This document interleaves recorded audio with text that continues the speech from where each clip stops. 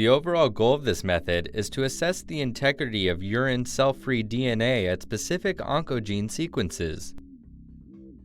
This method can help answer key questions in the urological cancer field, such as early non-invasive diagnosis of bladder and prostate cancer.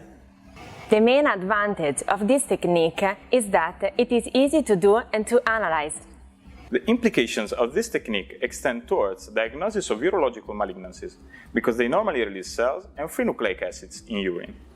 Though this method can provide insight into urinary samples, it can also be applied to other systems, such as serum or plasma. Generally, individuals new to this method will struggle because the concentration of urine cell-free DNA is often low.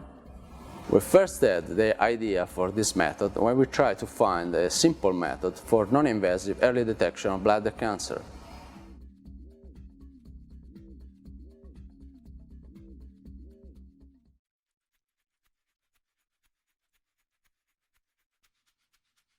To begin the procedure, obtain a 50 milliliter clean catch first morning urine sample that has been stored at 4 degrees Celsius for no more than 3 hours.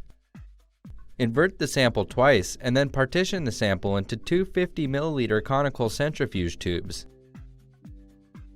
Centrifuge the sample at 850 times G for 10 minutes at 4 degrees Celsius.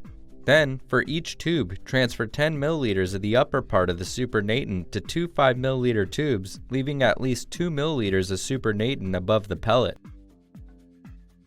Discard the pellets and store the supernatant at -80 degrees Celsius. Repeat this process for additional urine samples as needed. To begin